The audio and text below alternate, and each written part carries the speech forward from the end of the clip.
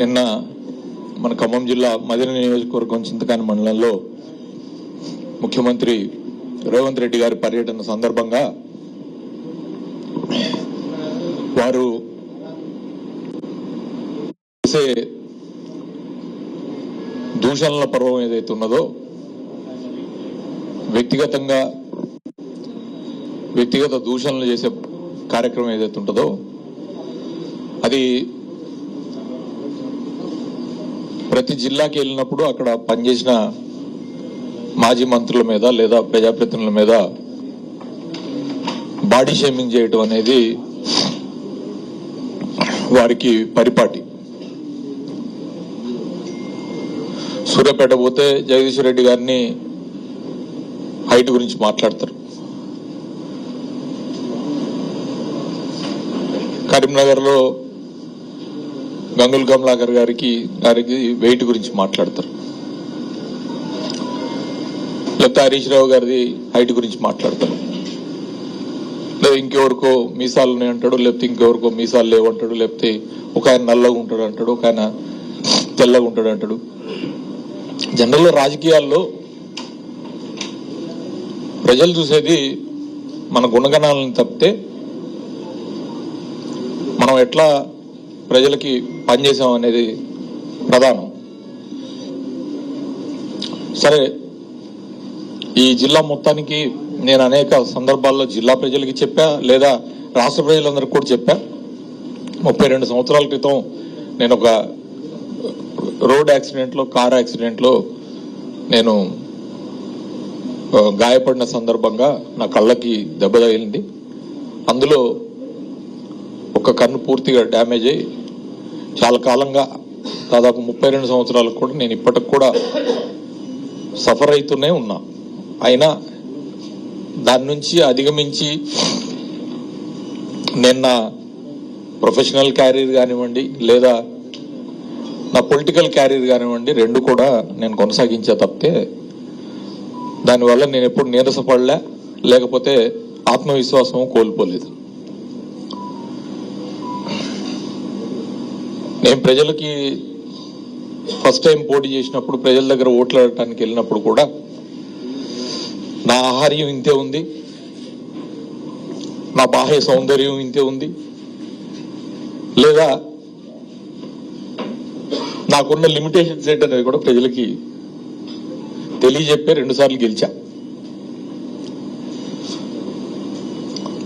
ఆయన నన్ను ఇప్పుడే కాదు, గతంలో నేను మంత్రిగా ఉన్నప్పుడు కూడా, ఆయన పిసిసి ప్రెసిడెంట్గా వచ్చినప్పుడు కూడా ఈ వ్యాఖ్యలే చేశారు. సరే, నేను ఒక విషయం అడుగుతా ఉన్నా. ఒక వ్యక్తికి 2 కళ్ళుంటే ఎంతో విజన్తో పనిచేస్తారు. నేను ఒక్కదాంతోనే నేను ఏం పని చేసినా అనేది ఈ జిల్లా ప్రజలకి, ఖమ్మం జిల్లా ప్రజలకి, ఖమ్మం ప్రజలకి తెలుసు. ఖమ్మాన్ని గతంలో ఎవరు ఊహించని విధంగా, ఎవరు చేయలేనంత అభివృద్ధి చేయటానికి నాకు ఆ లిమిటేషన్స్ లేదా ఈ బాదర్బందీలు ఏమి అడ్డం కాలే. మిత్రులారా, ఖమ్మం నగరంలో కానీ లేదా ఖమ్మం జిల్లాలో కానీ ఎమ్మెల్యేగా లేదా మంత్రిగా నేను ఒక కన్నుతో పనిచేసి చేసిన అభివృద్ధి, మీరు 3 మంత్రులు ఉండి 3x2 అంటే 6 కళ్ళతోనే నేను చేసిన దాంట్లో కనీసం 10వ వంతన్న మీరు చేశారా అని నేను అడుగుతా ఉన్నా, ఛాలెంజ్ చేస్తా ఉన్నాను. నేను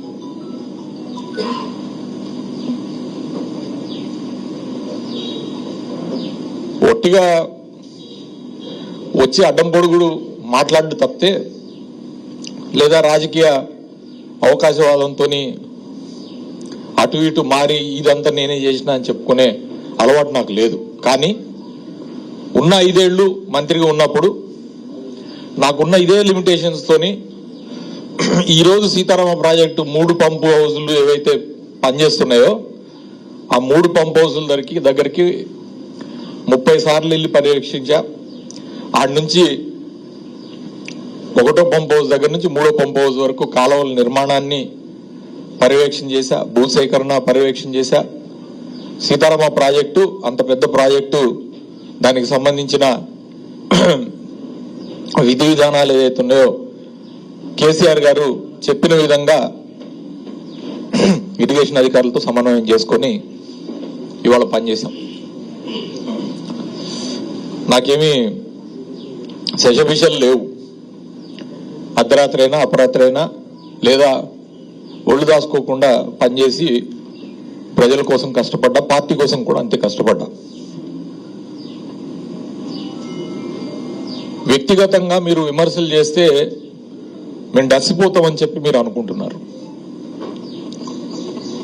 వ్యక్తిగత విమర్శల వల్ల కొద్దిసేపు మనసు చివుకుమంటది, కానీ దాన్ని